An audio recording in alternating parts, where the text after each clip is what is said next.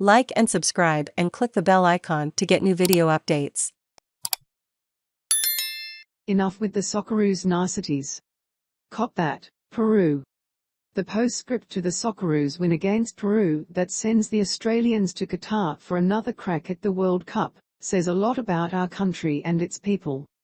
From all walks of life, Aussies came together for the common cause, cheering on at home, at live sites or via the internet, knowing full well that the bookies and many football pundits had the South Americans as clear favourites entering the contest.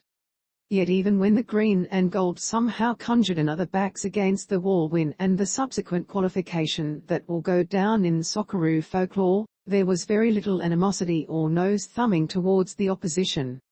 Australians took to social media in rapturous celebration, frantic in their support for Andrew Redmayne and his fellow Socceroos, who had achieved what did seem unlikely just a few short months back, yet also saying little about the opponents left in tatters and tears in the centre of the Ahmad bin Ali Stadium in Doha.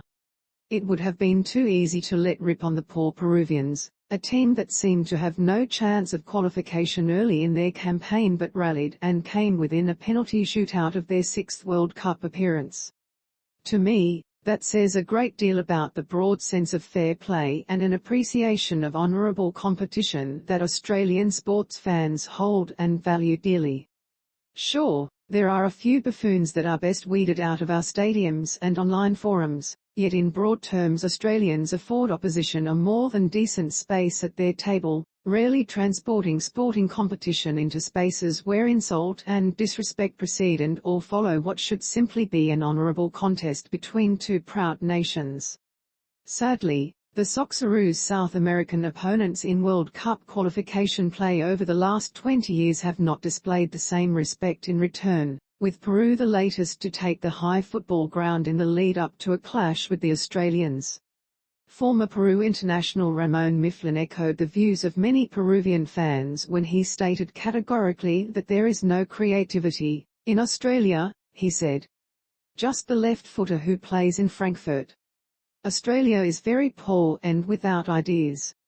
They're timid and do not look for the opposition's goal. Thanks for your input, Ramon. Much appreciated. How did that work out for you? It was nice that Mifflin actually acknowledged the work of Orden Hrustic in Germany, yet one can only imagine what he thought when substitute goalkeeper Andrew Redmayne took to the pitch and began a performance that may well have had him scratching his head. Of course, Mifflin is not the first South American to question Australian football's credentials. For many, his comments had a similar stench to those made by Alvaro Recoba upon his arrival in Australia for the 2005 sudden death playoff match between the Socceroos and Uruguay in Sydney. "We're a big country with a big past and we've got a right to play," Recoba confidently told an expectant media. "Uruguay has a divine right to play." Whether Mifflin and Recoba are actually that silly to think that past glories count for anything in such crucial moments, their greatest mistake was not understanding the Australian psyche and its ability to rarely be intimidated. Speaking arrogantly, both South Americans failed to realize that their comments would lead to nothing more than the taping of them to dressing room doors in the lead-up to the knockout matches. They also underestimated the character, resilience, determination and fortitude of Socceroos squads to which they almost certainly felt superior. The silliest thing you can do to an Australian is to hover above them with a sense of superiority. Doing so stirs a natural reaction in all those closely connected to the folklore of the boxing kangaroo, an animal willing to fight harder than it has ever fought before. Perhaps someone should have told the Peruvian fans, media and pundits about this Australian character trait before they collectively appeared to have their boys locked into the 2022 World Cup finals in Qatar. Maybe they now understand a simple reality in world football, just as Recoba learnt all those years ago when our Socceroos broke his heart in Sydney after John Aloisi scored that penalty.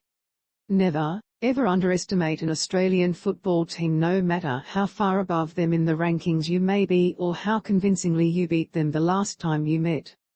The Socceroos are always full of surprises, and Peru can toddle off home as their latest victim for all I care.